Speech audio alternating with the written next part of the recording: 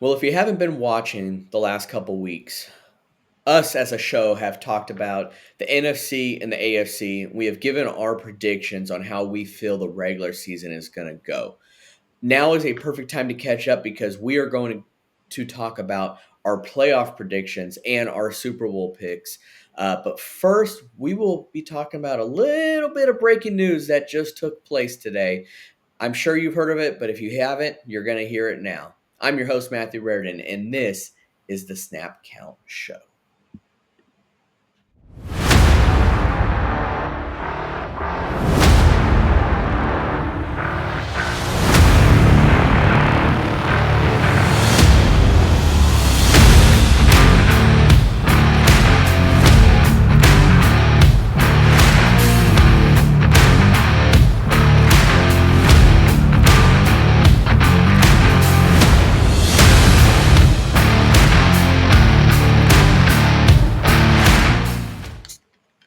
What's going on, everyone? Welcome to the Snap Count Show, where I'm your host, Matthew Raridan. With me today, as always, is David Street, Hello. Ed Smith, Go Pack Go. and Thaddeus Lloyd. Hello. Well, guys, there was some breaking news that took place, and I feel like it's something as a sports show, doesn't even have to be football, but we are an NFL football show, definitely needs to be addressed and talked about, and that is none other than Micah Parsons getting traded from the Dallas Cowboys to none other than the Green Bay Packers. And Ed Smith over here is ecstatic. And I can understand why. Micah Parsons has been a top defensive player in this league, honestly, since he was drafted from Penn State. This whole offseason, remember, we talked about this just a couple weeks ago. It wouldn't be a normal offseason if the Dallas Cowboys weren't in the spotlight more often in negative ways than positive, but this is just the cherry on the top, the icing on the cake, because Jerry Jones once again has proved us all right on how we feel about him as a general manager for an NFL football team. And that is, are you insane? Okay. Uh, Ed, naturally, I'm going to have to go to you here first because, well, you are our resident Packers fan. What was your initial reaction when you saw this news take place? Yes!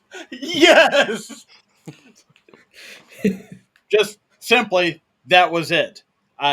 Everybody in the house just couldn't understand what I was screaming about. But this was exactly what happened as soon as I saw the news come across the wire. Yeah, and I may not be fully up to date on every little thing that happens in the NFL, but the last thing I saw reported wise was they were entertaining listening to offers. I didn't know that Green Bay was even in that conversation. So I don't know if I'm as shocked as you are, Ed, or if you're as shocked as me, but I was shocked when I saw Green Bay got him. But at the same time, once I saw it, I'm like, makes total sense. So about a week ago, I saw that Green Bay had offered up 4 draft picks. It was a 2 first, a third, and a fifth over the next 2 seasons, and Jerry Jones flat out rejected it. And at that point, Jerry Jones had stated publicly that he was not entertaining any offers for Micah Parsons because he believed that he could get him signed despite how badly the negotiations had broken off and go ahead and get that done in house. It wasn't until in the last 24 hours that I had heard that Cowboys were even contemplating the idea of taking an offer for Micah Parsons, and then we get this news this afternoon, which just to kind of balance it out, the Packers are getting Micah Parsons, the Cowboys are receiving first round picks the next 2 seasons, and the anchor of the Packers defense, Kenny Clark, from the last 9 seasons. I love Kenny Clark. Kenny Clark has been a great Packer for us over that time period. He has been somebody that's been a rock to the defense, but he has not been somebody that could take the defense over the top. Micah Parsons changes that. It gets some teeth to the Packers defense, and it's going to be he's going to be there for those times when you need a play to be made. Micah Parsons will do that for the Packers. Yeah, he is a playmaker through and through. But David, I have to ask you, I guess, from a non-Packers fan and a non-Cowboys fan, what was your reaction to this, and what was your reaction to Jerry Jones? Well, um, let me give you a recap of just how everything went down with Jerry Jones. Okay, here we go. Mm, wow. Trade Micah Parsons to an in-conference contender? Hell yeah, let's do it. Yeah, yeah. That's basically how it went down. Okay, Jerry was drunk out of his mind and made an insanely stupid. I don't, and you'll have to refresh my memory. I can't remember the last time that a general manager actually traded a star player in his prime from a contender, well, quasi contender, to a contender in conference, right? I thought maybe Derrick Henry, but I think Derrick Henry was a free agent, if I remember correctly. Yeah. Yeah, free agent. So, I mean, I'm sure Anything there's like this. yeah, I'm sure there's definitely is a player, and I'm sure later in the episode I'll think of it, but it doesn't happen often, and that's the Yeah, point, David. This does not yeah. happen often at all. We've talked about Woody Johnson before, but this may take the prize here. This is kind of ridiculous, really, how this went, and it makes you wonder what was Jerry doing, but. Yeah, And can you imagine being a Dallas sports fan overall? I mean, first with Luca and now with Micah. it's okay. They got Cooper Flag, who they'll trade in. Ooh, Hey, they'll trade him in a couple years too. So, Jerry, you're not going to be able to pull the cold envelope out of the raffle to get the first pick. yeah, exactly. yeah. Yeah, Thaddeus. I mean, also too. I mean, you're a Niners fan. What are your reactions to this trade? Because here, just like David said, going from Dallas, who's kind of a contender but not really, to an actual contender. Well, this now justifies my 2-15 record for the Cowboys. Yeah, I'd say that we all thought pretty low of the Cowboys if you watched our predictions.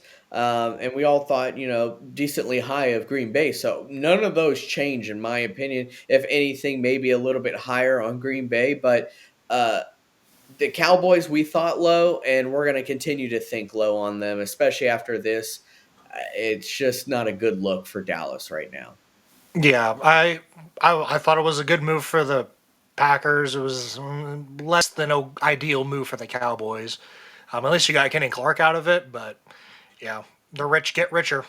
Uh, Micah's going to have a hell of a good time with Jeff Halfley manning that defense. Ed?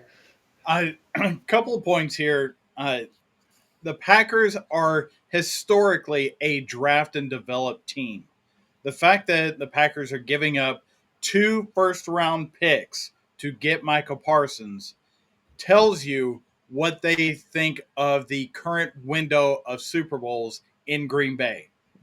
This is not a develop and hopefully get there. This is we want this now. We understand that with the way Detroit's been built, with the way the Vikings have been built, and Chicago maybe picks themselves up off the canvas and tries to get better. Green Bay had to make a move like this to solidify themselves to continue to be a Super Bowl contender.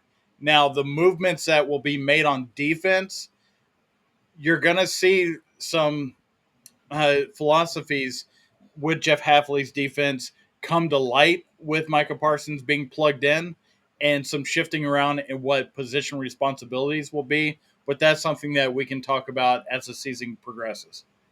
Yeah, we definitely will. And the thing with Green Bay is they got their guy. When I say that, they got their guy at QB. So they could feel a little comfortable giving away a first round draft pick because they know that they have their franchise player in Jordan Love. And keep in mind, Dallas just gave Dak a huge extension this last year. So they're stuck with that guy, but it's like, what are they going to do with these extra first round picks? It just makes you wonder on how they're looking at things for their future now too, and where they plan to kind of And rebuild those players. And let's not forget that the Packers last year had a top 10 defense, I think, at least in terms of points given up. And they've actually had a very underrated unit for the past few years. They haven't really stuck out like Detroit or, Baltimore.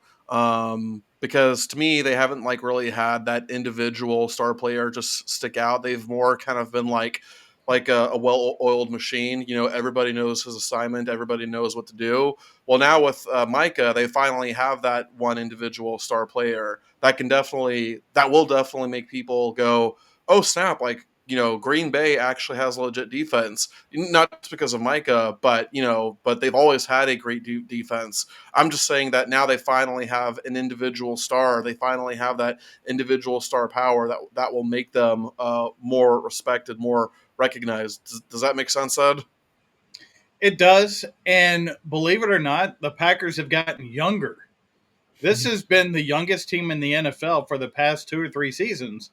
And they've actually gotten younger by trading out Kenny Clark for Micah Parsons. Yeah. So you're talking a young group of players that are gelling together, and they know that they've got to do it. They've got to strike while the iron's hot. And right now, it's as hot as it can be for this group of players. We're talking a 4 to 5 year window when most organizations in the NFL will have a 2 to 3 year window if they're lucky because of the way the salary cap is structured. When we're talking about how the salary cap is now, because the Packers are so young, there's a lot of rookie contracts. There's a lot of free agent didn't work out in other place contracts that are really stepping up and becoming great performers for the Packers. And this is just that time in which the Packers do feel like they've got to make that step, and they have by getting Parsons. Yeah. One last question I want to ask on this topic, and it's going to be a curveball, and this is for all you guys to answer here. This off season, we have seen. I want to say this is now the fourth time that we've seen the richest non-quarterback contract take place. Do you agree with Micah Parsons being the richest non-quarterback in the NFL? David, I'll start with you. I mean, I'll just say yes, but I've talked about this before. Whether I agree with it or not, it doesn't really matter because of the way that the market works, the way that market trends, work. Mike is the highest non-paid quarterback right now, and he deserves it. But next year, someone else is going to be the highest paid non-quarterback. But to simplify all that, if there is any non-quarterback who definitely deserves to be the highest paid ever, Micah Parsons definitely belongs in that camp. Well, if you recall last year, our very own Ed Smith, when he talked about Jordan Love's contract, I would say that this falls in the same category. Ed, do you remember what you said? This was based off of performance and potential. I can't remember if those were the two Mm. words you used, but Micah Parsons is a game changer, but we may have not even seen his best yet. He's still ascending as a player in the NFL. Yeah. As a younger guy transitioning from college, being dominant at Penn State, he came in and really showed flashes in the first year and has continued to get better, which is scaring Caleb Williams to death at this point. He's crying with his mom in the stands at this point. He's painting Uh, his nails. exactly. So he's on the ascension. He's probably, I would venture to say, got another 4 years of peak time for him uh, Mhm. in this league. So what they're paying him on right now is they've got some data to show how good he is. They still believe that he's got 4 years to continue on that same trajectory, or even if he levels out a little above where he is now, that's still better than 99% of the NFL. Yeah. And then three, it's a need that they knew that they were going to have to pay to get him. Yeah, absolutely. They were going to need to throw the bag at him, and the bag is exactly what got him. Thaddeus, if you want to finish off here with that question. Yeah, I'm actually not quite sure about this. This was a lot of money.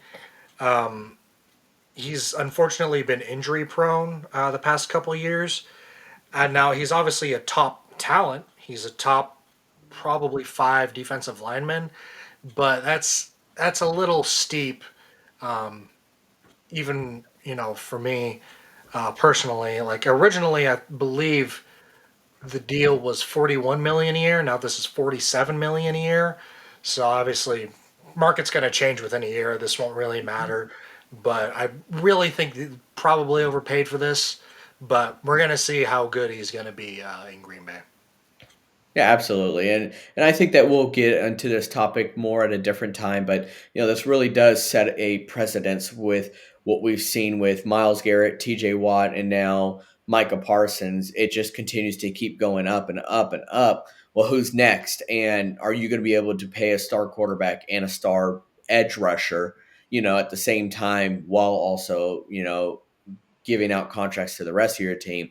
It is going to become an issue. We will talk about that at a later date, but it is a topic that needs to be talked about not only on this show but in the NFL. So we will get to that. Ed, did you want to make a final point really quick? Uh, I was just going to point out that it isn't just defensive players that are setting the market for non QB highest paid players in the league. Because remember, at this time last year, we were talking about Justin Jefferson's contract resetting the market for non QB players. So it's back and forth between wide receivers and defensive players. It all depends on what your priority is as an organization. Are you prioritizing offense? Are you prioritizing defense, or balance in some way? I believe right now the Packers are prioritizing that balance between Jordan Love's contract last year and then Micah Parsons' contract that was signed today. Yeah, exactly. And that's why you hear me bringing up the Bengals a lot. And that's not because I'm a Steelers fan, a hater or any point. It's, Joe Burrow is a top, quarterback in the NFL, but he's also got a top contract. Jamar Chase, top contract. And, they gave T. Higgins a decent amount of money too. But that's the thing. Trey Hendrickson wanted that money too. He's not going to be able to get it. They can't do it that way, especially for an extended period of time, maybe a 1 year deal, but extended period they can. But that's where their priorities is on the offensive side of the ball. That side has worked out great, but the defense, something's got to give when you give up 40 points a game. So I'll leave that there. But let's dive into what this episode really is about, minus that breaking news, because that is big stuff. And I just saw another alert that Jerry is planning on actually using these newly acquired draft picks to actually make some deals right now. So what else is he going to screw up? We'll probably find out in the next couple of days. So stay posted. But Well, I just looked it up, and Jerry Jones, the Cowboys have $41 million yeah, in cap space, yeah. which is the second most in the league right now. Yeah, because his extension was probably with a signing bonus. It probably had something to do with that. So that's why they have so much money on the books right now. So, but he'll screw something up. We'll find out. But these playoff predictions. All right. So the way that we're going to do things here first is we're actually going to kind of start from the end and work our way out, or the inwards and out. I want to go and start with the AFC Championship game here. I'll go ahead with mine right now with who I think is going to represent the AFC in the AFC Championship game. And that's none other than who's going to be facing each other in week 1, and that is the Buffalo Bills and the Baltimore Ravens. This may be a no-brainer for some. You notice I didn't mention the Chiefs, and we'll get to that later on. I think that the Chiefs their reign may be over a little bit. But the Bills and the Ravens are, I think, going to be the AFC's talent for the years to come. And one is because, just like Green Bay, they know how to draft. yes, I know you'll say, well, they picked up, Derrick Henry. The Ravens did. Yes, that is true. But everything's strategic. But I think the Bills and the Ravens are the premier marquee teams in the AFC right now. And that is tough for me to say as a Steelers fan. But I have to recognize talent. I have to recognize the realness of how football is. And the Bills and the Ravens got it. And I think that they are going to be the teams that represent the AFC and the AFC championship game. David, do you almost concur? Do you have similar picks for your AFC championship game? Yeah, I'm gonna go with the Bills and the Ravens for now. I definitely feel a lot more confident in the Ravens, but honestly, after the news with Travis Kelsey and the one per name I will not mention, it just feels like their time again. I'm still sticking with my 10-7 record for them in the regular season. That's not changing, but you just kind of get the sense that Travis Kelsey is now rejuvenated a whole new player. So Yeah. Notice how that was not our breaking news because that is not sports. Okay, that's because science. everybody's already been breaking it, yeah. Yeah, yeah, it's ridiculous. But But yeah, no. In all seriousness, I agree with you. I've got the Bills and the Ravens in the AFC championship. Thaddeus. Oh, funnily enough, I do as well. All right, I'm starting to see a kind of a Wait, trend wait, here. So is Ed going to be wait. the nonconformist here? No, he said clean sweep, so I'm going to guess that Ed also went with the Ravens and Bills. At this point, there are three teams in the AFC that are head and shoulders above everybody else. It's Buffalo, it's Baltimore, it's Kansas City. Yeah. And Kansas City, one of them's got to not make it to the Yeah. AFC Championship game. And with what I've seen coming out of Chiefs camp, especially since Rashee Rice is going to have that 6-game suspension, it's going to set him back some. I've got Buffalo and Baltimore. Here's what's crazy because here we are all going with Buffalo and Baltimore is after the draft took place, there was one fan base that I kept seeing go on and on about how they felt like they didn't improve, and that was Buffalo because they felt like they didn't give Josh Allen weapons. Josh Allen is one of those guys that will use whatever he has, and he's done that ever since he's been in the league and been with Buffalo. So as a fan base, you kind of have to already know that Josh Allen's going to make do. He's going to. Lamar Jackson has done it as well, especially with his receivers. All right. The great players know how to adjust and they know how to read defenses. They know what works best. And that's one thing that I feel like you can't give Buffalo a hard time for not drafting any receivers or helping to improve Josh Allen's offense. He's going to do just fine, and I've got all the faith in the world in him, and all the faith in the world, as much as I hate to say it, in Lamar Jackson, and that's why I think we are all going with them. I feel like it's clear as day there, and I think football fans will agree with us. And just like Ed say, there's three teams, only two can make it, and I think right now those are the two clear-cut teams. Thaddeus. Yeah, what I was gonna say is, yeah, on that, not only are the quarterbacks great, but all the defenses are great as well. All these defenses, no matter who rotates through them, they're still going to be great. Sean McDermott is a great defensive coach, and John Harbaugh has always had really competent defenses as well. So you're always going to expect good offenses at least and great defenses, and that's really how you win championships. And also, who are two quarterbacks that people always talk about choking in the playoffs, right? It's Lamar Jackson and Josh Allen. So if Buffalo and Baltimore meet in the AFC Championship, okay, one of those quarterbacks is finally going to break that trend. Yeah, absolutely. Well, I mean, both of them will to even get there because they are going to have to deal with some other teams to get there. But yes, they will break that trend enough to get to the AFC Championship game, and one of them will get to the Super Bowl. But these are both playmaking type of quarterbacks that can extend plays. I mean, last year I counted twice, and this is honest truth here is Lamar Jackson made two of the greatest plays I've ever seen from a quarterback. One of them was to win the game against the Bengals where he escaped a sack. He ran like 50 yards, east to west and got the game-winning touchdown. And it was phenomenal. It really was. But that's what these two quarterbacks bring. And Josh Allen is a big guy. He's hard to take down. And he's always shown since he's made it to the league that he can extend. That third and short, give it to him because he'll find a way to get that first down because he's such a big body. But that's why I got these two teams here as well, is because of their quarterbacks. And of course, just like Thaddeus alluded to, their defenses as well are top tier.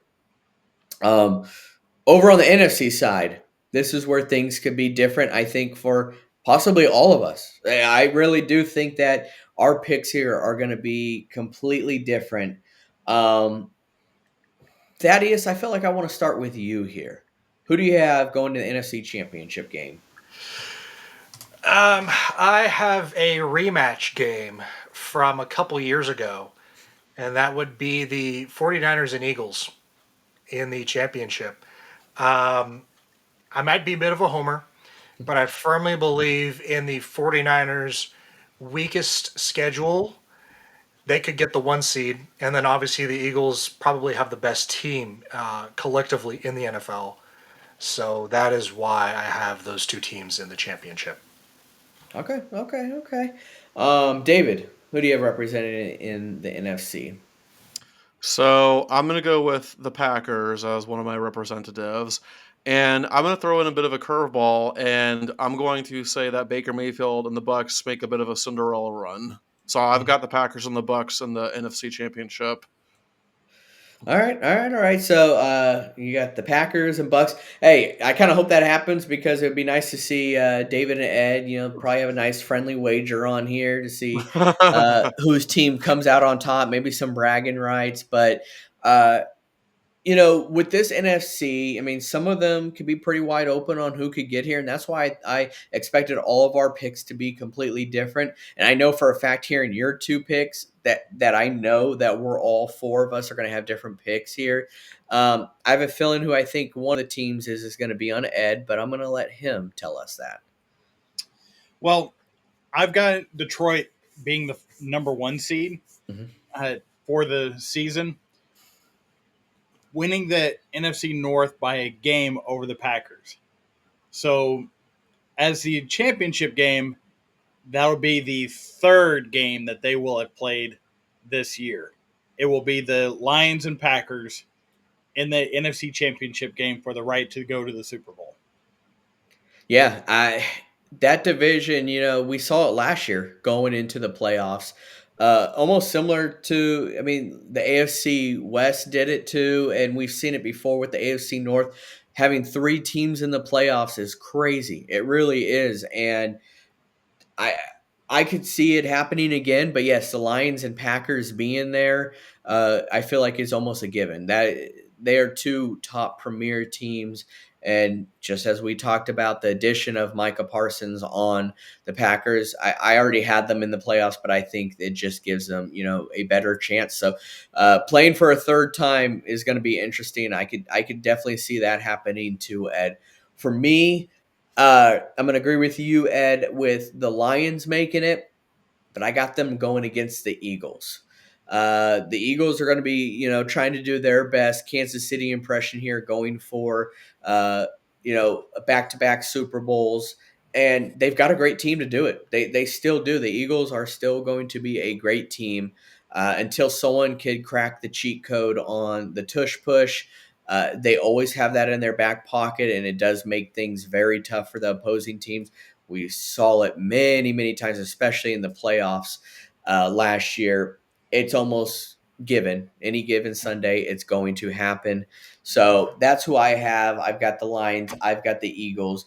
All 4 of us have different picks here, so it's kind of tough and to really have enough here to have synonymous picks here, but especially when it comes to the Super Bowl. But I've got the Lions and Eagles. Ed's got the Lions, so we got that in common. Thaddeus has the Eagles and Niners. Me and him have that in common. And David's got Green Bay and the Bucks. Is that correct? So Yes. we all have one pick in common with everyone. but that's it. So as far as the Super Bowl goes, let's just individually go over who we have then, since we don't have a full agreement on the NFC. We kind of do on the AFC, though. My pick here in the Super Bowl is going to be the Baltimore Ravens representing the AFC versus the Philadelphia Eagles in the NFC. I think it's going to be a great Battle of the matchup. Birds. The Battle of the Battle of the Birds. Birds, yeah, the Rat Birds, Baltimore Ravens. Nevermore. Never, yeah. Nevermore. It is tough for me to even do this. I actually work with a couple of people who are also Pittsburgh Steelers fans, and I told them today, I said, guys, it's going to hurt, but I'm going to show you my prediction and let me know what you think. And they both walked away. That was enough said, because I have the Ravens winning the Super Bowl this year, guys. And it is very tough for me to say as a Steelers fan, but I think the Ravens are the real deal. And I think that they're going to show that in this entire playoffs and going to the Super Bowl. They just rewarded Kyle Hamilton with a great extension, which I think he deserves. The additions of Jair Alexander, drafting Malachi Starks. I think that this defense with Roquan Smith there is, like I said last episode, probably top 3 defense in the NFL, followed by top 2 offense in the NFL with Lamar Jackson, Derrick Henry there, and Mark Andrews, Isaiah Likely. They've got some studs there. I think this is. I'm going deep in this prediction, guys, and you guys are going to laugh at me. Out of all these years, you would have thought there was going to be one guy that would win a Super Bowl with a game-winning kick, and his name's Justin Tucker. Well, this year his name's Tyler Loop. I'm making that prediction early right now. Justin Tucker is no longer with the Baltimore Ravens. They're bringing in a first-year kicker, Tyler Loop, who they drafted, and he's going to win them the Super Bowl. I'm going deep with my prediction here with the Baltimore Ravens beating the Philadelphia Eagles and denying them of a back-to-back Super Bowl victory. David, who do you got representing your Super Bowls?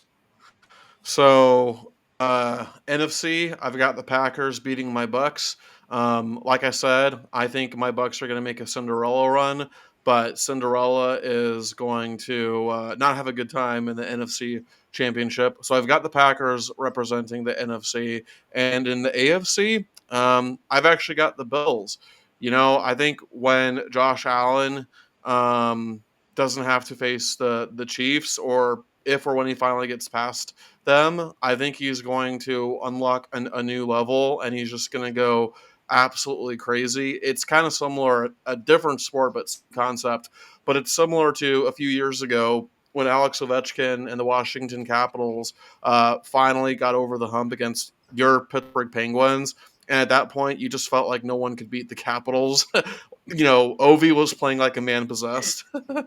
Just dig the knife a little deeper in. Hey, listen, if it makes you feel any better, I mean, they shut us out back-to-back games, and we were up 3-2 on them in the series, and then we couldn't score a goal on them during the last 6 periods. So, but Ovechkin was a man possessed. But yeah, I see something similar happening with Josh Allen. I think, like I said, when Josh Allen doesn't have to face Kansas City, or if or when he finally gets over that hump, he's going to unlock a new level, and people won't be ready. So that's who I've got in the Super Bowl. I've got the Bills and the Packers. I like it. I like it a lot. And yeah, one of these quarterbacks is going to get over that hump and really unlock, even more potential there. And it's going to be either Josh Allen or Lamar Jackson. So one of them's got to do it. We'll find out who it is. I just hope we're not all wrong. Thaddeus, who do you got in the Super Bowl? I have the Bills beating the Ravens in the AFC Championship. I think it'll be another really close game like we had last year's playoff, where they were a Mark Andrews 2-point conversion away from tying that game. I think Josh Allen has Lamar's number in the playoffs. And then the NFC side, I have the 49ers over the Eagles. Brock Purdy's revenge after getting injured his rookie year for that NFC Championship. Of course, this is all saying if the 49ers are fully healthy. That's always been the concern. So I have the Bills versus the 49ers in the Super Bowl. And if you want to get deep in the weeds, I probably have the 49ers are up by 4 points with 3 minutes left, and Josh Allen leads a game winning drive with like 20 seconds left on the clock to win 21-20. Yeah, so I got the Bills winning the Super Bowl. All right, all right, all right. Yeah, I mean, here's the thing that we've talked about many times, and pretty much everyone in the sports world has, is if the Niners can stay healthy, Trent Williams especially, the Niners look like a Super Bowl, caliber team. If they can't stay healthy, especially Trent Williams, they look like a mediocre team. Well, It's just that's how it's been. yeah, and the worst part right now is obviously the receiving core. They're hurt to hell and back. But if we get Brandon Ayuk back and Juwan Jennings is happy and re signed or at least on for this year, they are a Super Bowl contender. Yeah, no, I do agree there. They just have to stay healthy. Ed, your Super Bowl predictions. So in the AFC, I do have Josh Allen beating the Baltimore Ravens. So we're 3-1 Yep. against uh, Buffalo, representing the AFC in the Super Bowl. It's really more a matter of Lamar gets over the hump of Patrick Mahomes, and Buffalo does not have to play that side of the bracket. So they get the week off, and they don't have to play that side of the bracket. They're going to be fresher. They're not going to have the same attrition. I've got the Bills playing the Broncos to get to the AFC Championship game, and that's not saying anything bad against the Broncos, but to me, it's a little easier path than trying to go through the Ravens or the Chiefs to get there. So I've got Buffalo on the AFC side. On the NFC side, the Packers may lose the battle of the AFC North Division, but they will win the war as far as getting to the Super Bowl. I've got the Bills and the Packers in the Super Bowl, and Micah Parsons is going to be a key cog to that. Even before the news that broke today, this was my prediction. You guys know I had this set up, a couple days ago, still with the Packers and the Bills going to be my representatives in the Super Bowl. And for the first time in their franchise history, the Buffalo Bills will raise the Lombardi Trophy. And they will raise the trophy in Ralph Wilson Stadium. I don't care what corporate name is attached to it now. That they will raise the Lombardi Trophy in that stadium in its last year before they move across the street into their new stadium. And the Bills, which I'm gonna call this the Don Beebe Bowl, just for the old school heads. Uh, the Bills will win the Super Bowl and bring the Lombardi Trophy to Western New York. It's going to be a glorious time on that ticker tape parade. I will be sad as a Packers fan, but I will be happy for the Bills fans, the Bills Mafia as a stand, because they have long suffered everything of their history to get to this point. The Bills win the Super Bowl and bring the Lombardi Trophy to Buffalo, New York. Well, Ed, if that does happen, okay, this is going to be the reaction of every retail employee who works at a store that sells folding tables. And then Well, this is going to be the reaction of all the owners. And the owners of those teams are like, yes.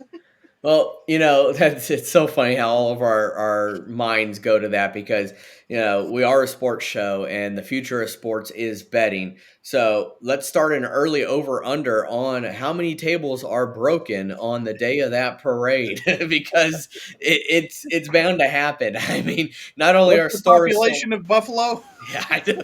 Chicken wings eaten versus tables smashed. Yeah, it's gonna be insane. That parade, Bills Mafia is a one of a kind fan base, and Honestly, they're fun to watch. They really are. I mean, if you did see what was it, a couple years ago, Jason Kelsey was trying to convince his wife to let him go through a table. I mean, that's how much Bills Mafia is legit because a player wanted to just throw themselves through a table. So, An Eagles player an Eagles player, Yeah. yes, that just Yeah. retired from Yeah. losing in the playoffs yeah. wanted to be part of the Bills Mafia. Yeah. It's awesome. It's awesome. So, um, yeah, I mean, just like Ed said, the consensus, that we have here is Buffalo representing the AFC and Green Bay representing the NFC, since both David and Ed have Green Bay representing the NFC. So, as a show, that is what we've pretty much kind of come to concluded wise is a Buffalo versus Green Bay Super Bowl, but we all have different predictions as far as individuals here. Yeah. David, do you have something you want to say? Did we? Because Ed just gave his Super Bowl prediction. Did we all predict who's going to win the Super Bowl? I did with Baltimore.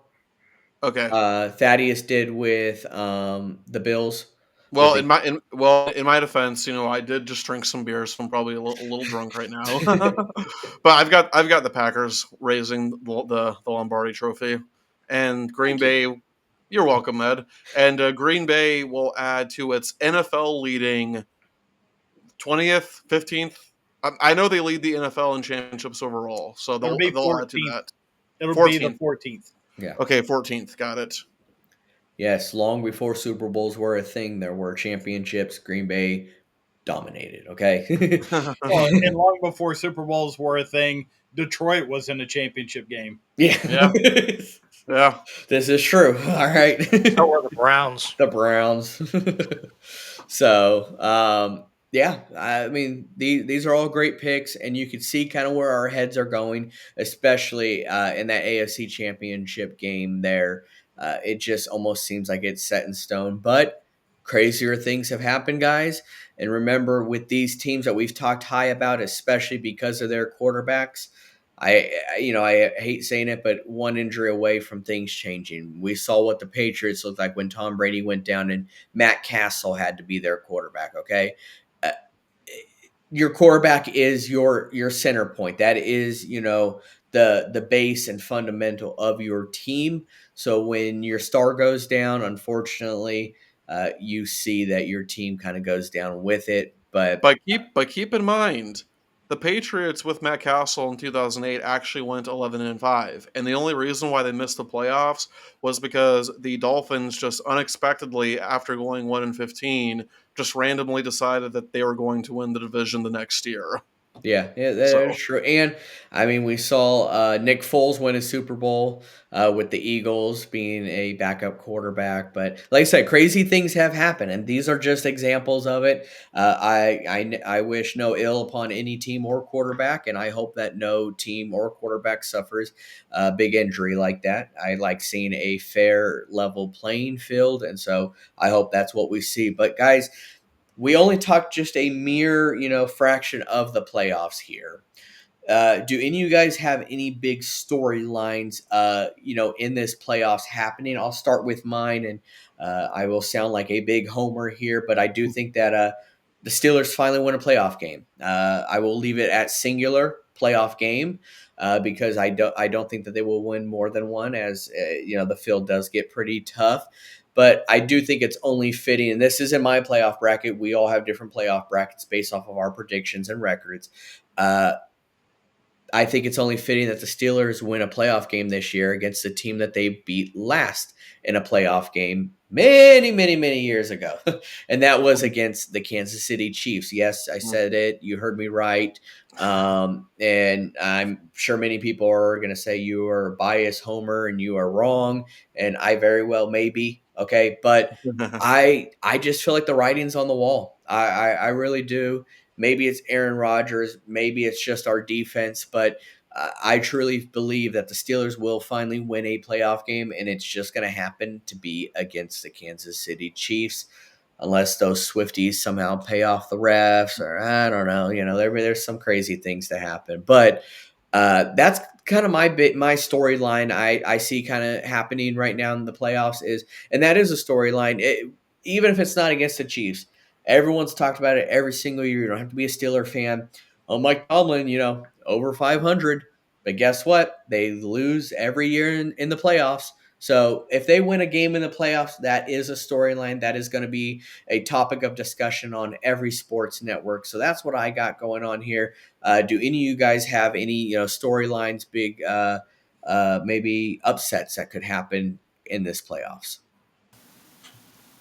Well, I have the Texans versus the Broncos in the wild card, and I actually have the Broncos winning and moving on to the divisional round. I just think that's a very big step forward for Sean Payton and Bo Nix together for the AFC side, and then for the NFC side. Um, I have the Lions and the Bucks also in the wild card round, and I have the Bucks moving on. For some reason, the Bucks seem to have the Lions and the Eagles number in the playoffs at least. So I also think that's a very interesting storyline, which could potentially happen. But yeah, and also the just if it goes true, the Raiders just even making the playoffs this year would be crazy. Now I know somebody put $1 million bet that the Raiders would win the Super Bowl. I don't know how likely that is, but somebody did was it. it was it you? I wish it was me, but I Yeah. can't do that. But it'll be just really cool to see if the Raiders even make the playoffs, which I have them doing this year. Mm. I would It was love the makers of Hubba Bubba. Hubba Bubba. Yeah. I would love to meet that person that's just got $1 million that they're willing to just throw in the trash. I mean, Jerry Jones, we know will do it, but whoever put that $1 million down to just throw that in the trash, I would like to meet you because maybe you could throw in my trash a couple $1,000. But any other, big predictions? Any David, Ed? David, go ahead. Well, I mean, I already said that I've got the Bucks in the NFC Championship, so that's kind of that's kind of bold right there. And you are right to an extent, Thaddeus, about the Bucks and the Eagles. Now, I don't know the record between the two teams overall, but I know for a fact that the Bucks have had the Eagles number lately. Obviously, we beat them in the 2003, the literal year 2003 NFC Championship game, and then a couple years ago, we smashed them in the NFC wild card game. So we've definitely had their number lately. Well, my odd prediction or surprise is in the AFC, in the wild card round, we're going to have the Har Bowl. We're going to have the Nice. Chargers and Ravens Yeah. as the wild card. That will be the teaser of the wild card weekend. That'll be the one that just nabs everybody. Yeah. Uh, on the NFC side, Matthew, the reason why the Lions and the Eagles don't play each other in the championship game is the fact that they're going to play each other in the divisional round, and the Lions are going to beat them there to get to the NFC championship game. So it's gonna be a rough go making it the rest of the way. One bold prediction that I'm going to have that I haven't heard, but maybe I'm just not hearing things correctly. I think after this season, after what happens toward the end of the year, Matthew Stafford is going to hang him up after losing to the Eagles in the wild card round. Yeah, I do think that because of these injuries, I think this is Matthew Stafford's last year. It's just kind of piled up on him. I can see that happening. Ed for sure is hanging up those cleats once and for all. This could be kind of a hot take here, and only because of who the coach is. But I think the expectation for the Broncos should be to win their first round playoff game. I think and that's bold to say because they have a second year quarterback in Bo Nix, but I think with Sean Payton and what he's done as a head coach and what he's about and who the Broncos have as a team, especially that defense, I think winning a playoff game and going to the second round in the playoffs should be their expectation or bust because that's just where I feel like things need to head for the Broncos right now. And last year, It couldn't have started out better for them. They got an opening drive touchdown against the Buffalo Bills in Buffalo. That was it. That it fell off after that. I don't even think they scored a single point after that. But they need to show more of that. No matter who they play in the wild card round, I do have them making it there. I think that should be an expectation for them, is going to the second round. Which division do we have making the most in the playoffs? Everyone have more. The NFC North. Ed, I know you've got. Do you have two teams making in the NFC North in the Mhm. playoffs? Okay. Yes. I think for me, I got the AFC West. I got three teams. Do you Same. guys same? Yeah, Yeah. I'd have to kind of go back and look, but probably the AFC West for me because I've got the Chiefs, Chargers, and the Broncos all with winning records. Yeah, you three guys have Chiefs, Chargers, Broncos. I have Chiefs, Broncos, Raiders. Well, don't forget, I've actually got the Chiefs in third in the AFC West. Like that's one of my bold hot takes. I've got them going 10-7. So I've got the Chiefs in third, the Broncos in second, and the Chargers in first. We talked about getting over humps. What's it going to take for the Chargers to get over the hump of winning a playoff game as well? Well, in all fairness, this is only Jim Harbaugh's second year, so maybe we need to look at it from that lens. Yeah, as far as development, with how he is with Justin Herbert, with his players itself, Yeah, do It's you see I a couple years? and if I there is like really think. Oh, sorry. no, actually no, Thad, your Jim Harbaugh was the coach of your pro team for for quite a number of years, so you take this one. Yeah, I think it's really every single year Jim Harbaugh has put on a really good defense. You do not have to worry about the defense. It's the offense and specifically the quarterback. Every single time he's been in like a NFL playoff game, the quarterback is the one who's failed him. So it's really going to be on Justin Herbert to beat the playoff choker allegations. Yeah, he's definitely going to need to. We saw what happened, especially against Jacksonville just a couple years ago. That was a big choke job there on the Chargers and Justin Herbert's part. But And they, what should have gotten Brandon Staley fired, and he didn't for whatever reason. he was untouchable for a while. I don't get it. So let me ask this question: Is Justin Herbert a better quarterback for Jim Harbaugh than Alex Smith was?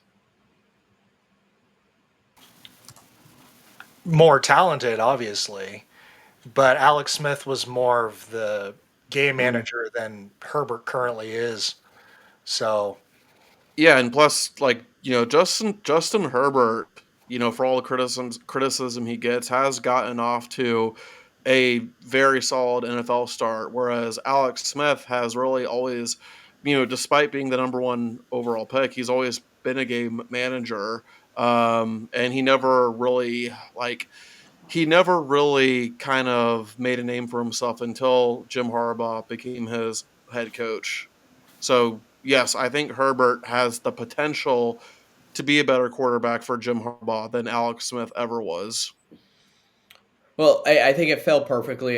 Justin Herbert needed a coach like this. I don't think there was anyone else in the NFL that needed a better upgrade at head coach and one that's going to tailor them more than Justin Herbert did with Jim Harbaugh. Having Staley there was horrible for him. And now that he has Jim Harbaugh to kind of help mold him and get him where he needs to be, because I know Jim Harbaugh will. That's just who the coach is that Jim Harbaugh is he will get Justin Herbert there. But this is a stacked AFC, a very, very stacked AFC with a lot of young talent like the Broncos and the Bills and Ravens already there, and the Chiefs will always manage to somehow be there as long as Mahomes is there. They've got a lot of humps to get over, and that's not just winning a playoff game. That's, they're going to, once they win that playoff game, they're going to have to get over the hump of beating the Chiefs or beating the Bills and Ravens. So it's going to take a lot. But if there's one guy who I have faith in that can do it, that's Jim Harbaugh. Well, and also we talked about it before. Jim Harbaugh is a defensive-minded guy, and you remember who the Chargers brought back to their offense? Keenan Allen. I have no doubt that Keenan Allen was brought back to be a mentor for Justin Herbert. Yeah, I mean there is a lot of veteran experience there as well. So having Keenan Allen back in the building is great for the Chargers fan base. My mom's a Chargers fan as much as she hates to admit it nowadays. She loved the Keenan Allen addition, bringing him back, but that doesn't bring flash.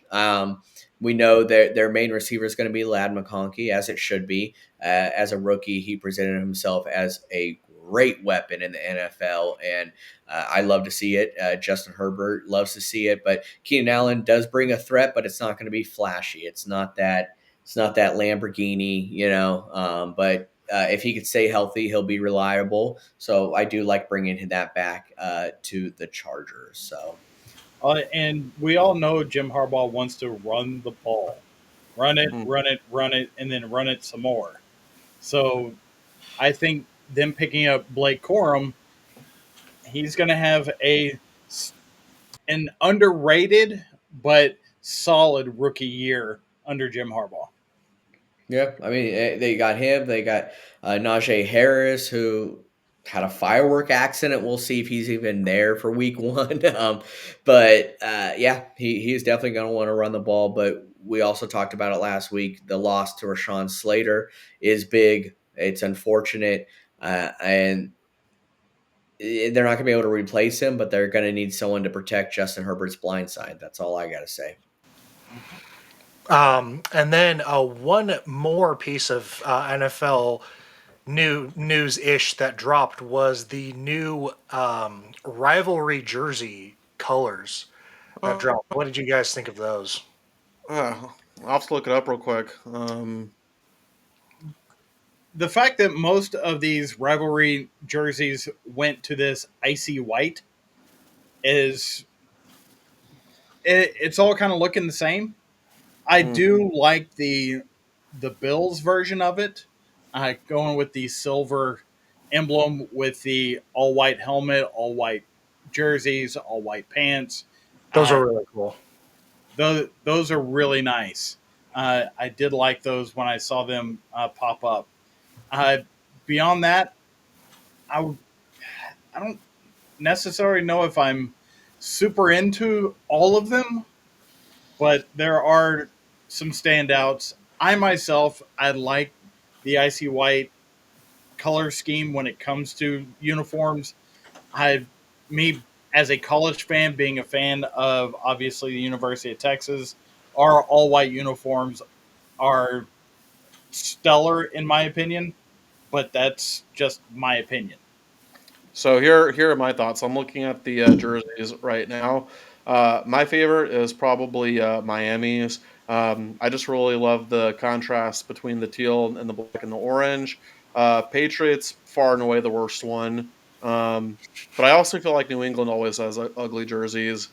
And then I don't know what the deal. I don't know what the deal is with the Seahawks. But when I first saw that, I thought that was an Oregon jersey. I was going to ask And Matthew yeah, that. right. Yeah, Well, I they CJ, got are both in the Pacific Northwest, can so we nab those? You're just south of us. We'll just take So, those. Yeah.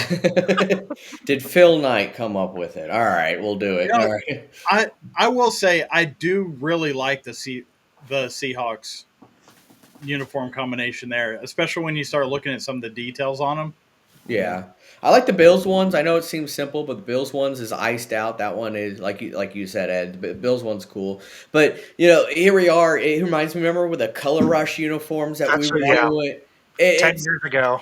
yeah, the, Yeah. the the poor colorblind trying to watch the Jets and Texans Well, play.